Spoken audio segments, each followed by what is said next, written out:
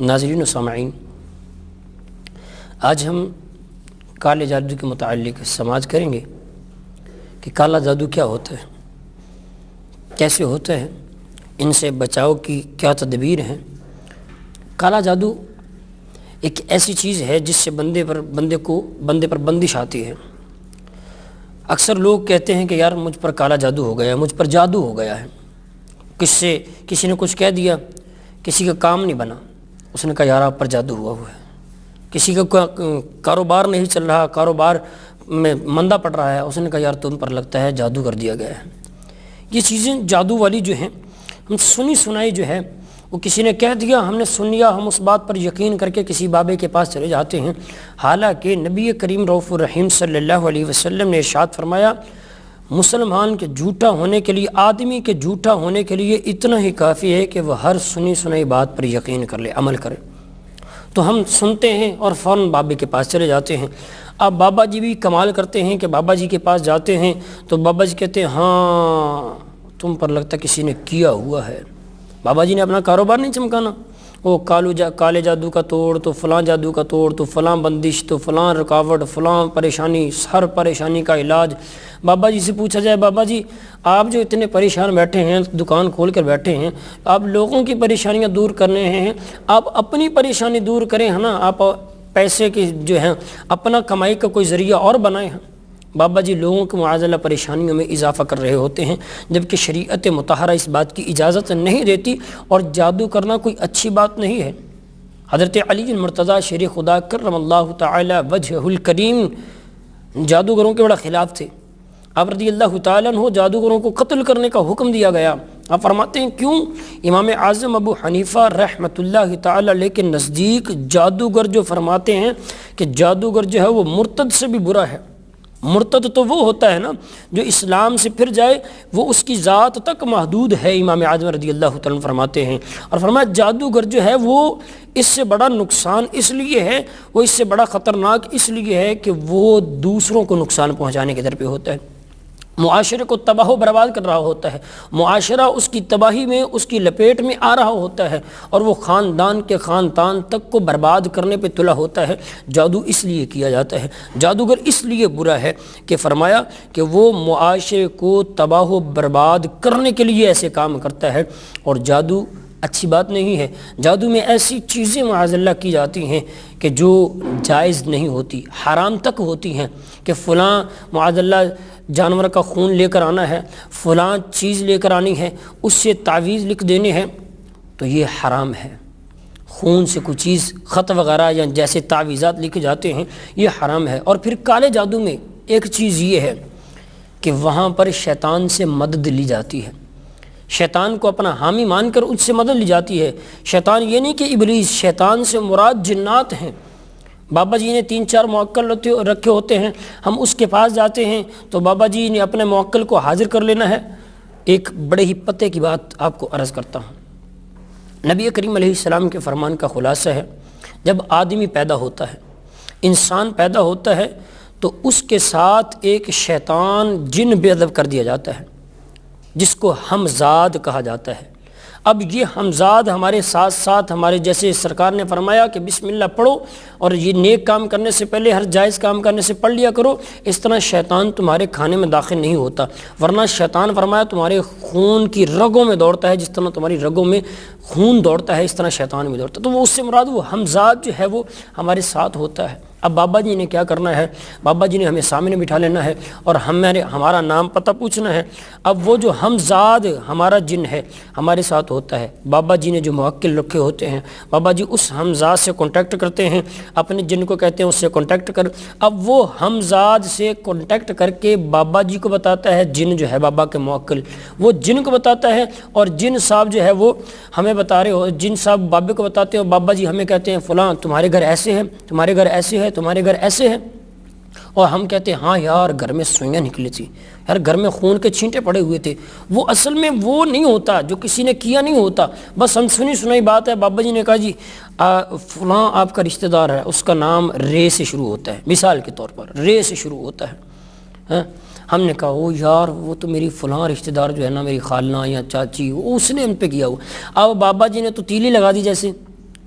تیلی لگائی ہے بابا جی نے اور آپ نے آگ بھڑکا دی، اپنے گھر گئے، اپنے رشتہ داروں کے ہاں گئے، ان کو کہا لے تو نے ہم پر جادو کیا ہوا ہے، تو ہمارے کاروبار کو بند کرنا چاہتا ہے، فلاں کرنا چاہتا ہے، جبکہ حقیقت یہ نہیں ہوتی۔ حقیقت یہ ہوتی ہے کہ بابا جی نے پیسے کمانے ہوتے ہیں اور بابا جی اپنے موکل، اپنے جن کو بیچ کر ہمارے گھر میں خون کے چھینٹے نکلوا دیتے ہیں، چھڑک دیتے ہیں، یا بابا جی ہمارے گھر میں بیچ کر سوئیاں جو ہے، اس سوئیوں کا گٹھلا جو ہے، یا اس طرح کی چھوٹی سی گٹھلی وغیرہ ہوتی ہے، اس میں سوئیاں چبوئی ہوتی ہیں، بندی ہوتی ہیں، وہ اپنے موکل کے ذریعے ہمارے گھر میں رکھواتے ہیں، اور ہمارے گھر سے جب نکلتی ہیں ہم گھر آتے ہیں، بابا جی کہتے ہیں فلاں جگہ پر آپ کی پیٹی کے نیچے یا آپ کی چیز کے نیچے، بیڈ کے نیچے وہ سوئیاں پڑی ہوئی نکلیں گی، وہ آپ پر جادو کیا ہوا ہے۔ بابا جی نے رکھوائی تھی اپنے موکل کے ذریعے، جن کے ذریعے۔ ہم گھر جا کر جب دیکھتے ہیں تو ہم کہتے ہیں بابا تو بڑا سچا ہے۔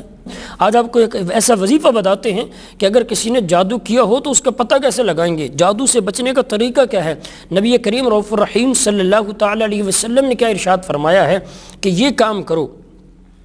پریشانیاں مصیبتیں دور ہوں گی۔ حضرت علی المرتضیٰ رضی اللہ تعالیٰ عنہ سرکار نے فرمایا علی تمہیں ایسا وظیفہ نہ بتاؤں، ایسا کام نہ بتاؤں کہ تیری مشکلات آسان ہوں گی، تو مصیبت میں پھنسا ہوگا تو اللہ تعالیٰ تجھے مصیبتوں سے چھٹکارا عطا فرمائے گا۔ فرمایا بسم اللہ الرحمن الرحیم ولا حول ولا قوۃ الا باللہ پڑھ لیا کرو۔ جب تم یہ بار پڑھتے رہو گے تو اللہ تعالیٰ تجھے مصیبتوں اور پریشانیوں سے چھٹکارا عطا فرمائے گا۔ آج کسی لڑکی کا رشتہ نہیں ہوتا، بچے کا رشتہ نہیں ہوتا،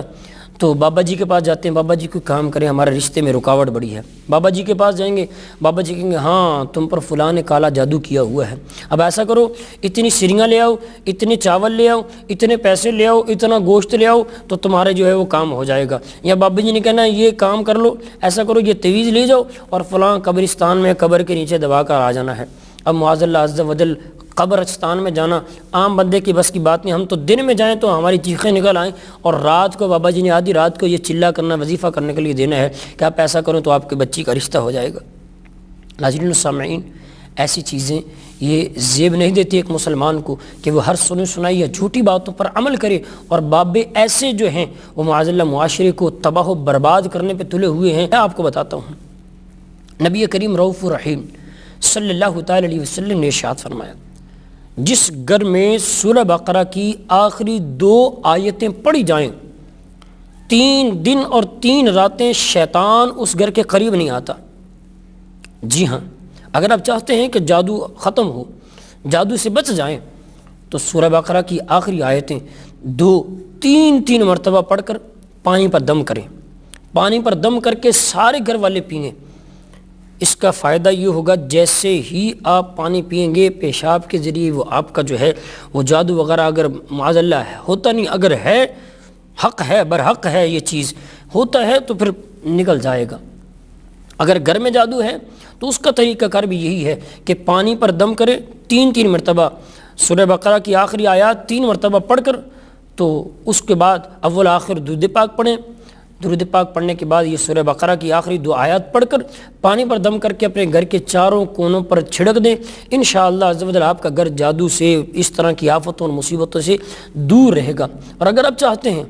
کہ آپ کو جادو کر کے پتہ چل جائے کہ آپ پر کس نے کیا ہوا ہے، تو آپ ایسا کریں، رات کو سونے سے پہلے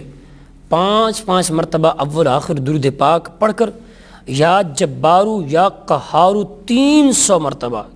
یہ پڑھ کر پانی پر دم کر کے یا اپنے اوپر دم کر کے پانی میں پی لیں۔ رات کو جب بغیر کسی سے بات کیے سوئیں گے تو آپ کو خواب میں اس شخص کا چہرہ نظر آئے گا جس نے آپ پر جادو وغیرہ کیا ہے، یا جو آپ پر جادو کر رہا ہے، جو جادو کے اثرات ہیں وہ آپ کو پتہ چل جائیں گے کہ فلاں بندے نے مجھ پر جادو کیا ہے، اور اس کا توڑ جو ہے وہ انشاءاللہ عز و جل اس چیزوں سے ہو جائے گا کہ اگر آپ پر کسی نے جادو کیا ہے۔